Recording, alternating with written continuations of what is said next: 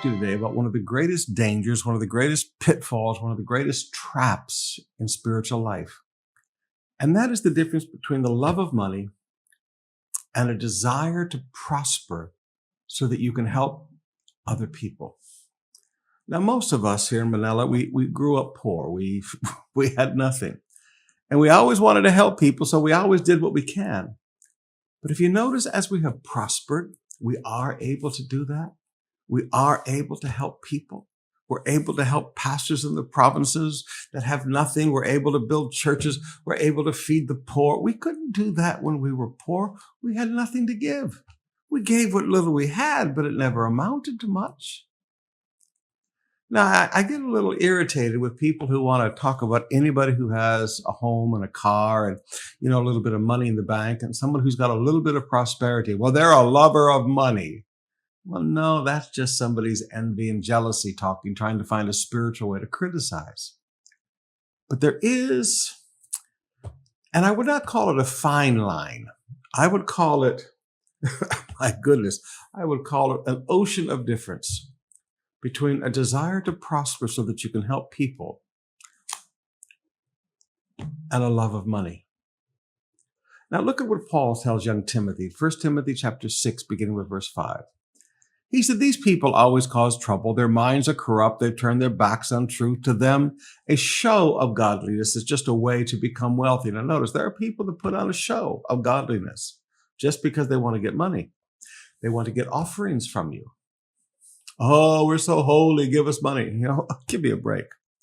Yet true godliness, when contentment, is in itself great wealth. So godliness with contentment, learning to be happy with whatever you have, that's great wealth. After all, we brought nothing with us when we came into this world, and we cannot take anything with us when we leave this world. I mean, please, we were born naked with nothing when we came into this world, and when we leave this world, we take nothing with us to heaven. I mean, it's just, everything is just, it's here. It's temporary. Paul said, so Timothy, so if we have enough food and clothing, let's be content. But the people who long to get rich fall into temptation and are trapped by many foolish and harmful desires that plunge them into ruin and destruction. For the love of money, not having money, the love of money is the root of all kinds of evil. And some people, craving for money, have wandered from the true faith and have pierced themselves with many sorrows. Now, I want you to notice here, the problem is not a desire to help people. The problem is a desire to be rich for yourself, a desire to just have things for yourself. Now, we should never have these desires. Well, I want a Rolls Royce. Well, if you want a Rolls Royce, fine, but I would much rather have an SUV that I can get through the floods and do my visitation in. Do you want to have something so that you can be blessed to be a blessing? Or do you want to have something so that you can be selfish with it? Now there's a huge demarcation line. And I found that people that do not have much have a much stronger love for money than people who do have. You can meditate on that one for a while. Now notice, when you have this desire for wealth just for yourself, he says in verse 9, you fall into temptation.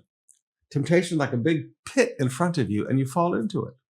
He said you're going to be trapped by many foolish and harmful desires. Now notice, there's traps. The love of money, it's a trap. This desire to get rich for selfish reasons, just to have more for yourself, there's traps out there. And it's a foolish desire that will trap you, and it's a harmful desire that will trap you. You say, well, how does that work, Pastor? Well, have you ever talked to a guy who just lost everything because wanting to get rich, he took one big proverbial roll of the dice. He took one big gamble in business, wanting to hit it big. And the next thing you know, he lost everything. That was the trap of a foolish and a harmful desire, risking everything rather than just making a little bit more every day, rather than just rolling the money every day. I'm going to risk it all because I can get rich quick, going after the one big deal. That's a foolish and harmful desire. People who will spend everything just to have one thing. Well, the parable of the pearl, Pastor. Yeah, but I think that's taken out of context. Spend everything you have to have one thing and then you lose it all. Credit card debt is a good illustration of foolish and harmful desires that bring destruction. And again, in verse 9, he closes out this temptation, foolish, harmful desire traps, because it plunges you into ruin. But now go on to verse 10. He explains it now. Remember, Paul's not just a proclaimer, he's an explainer. He explains it. He said, now let me tell you why this works. He said, the love of money is the root of all kinds of evil. Now, the root is what you don't see. The root is what's underneath the ground, and the root is what brings the nourishment to everything above ground. He said, so all these evil desires and evil things that you see up here, all this sin that you see up here, is fed by something underneath that you cannot see.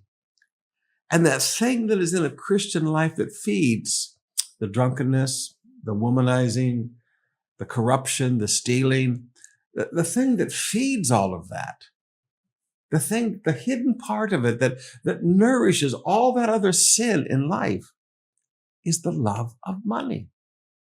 So he said it's the root of all evil. It is the root. The root is the part of the plant underground that you cannot see that nourishes everything above ground. So all the sin that you see is being nourished by this one bad attitude of the love of money.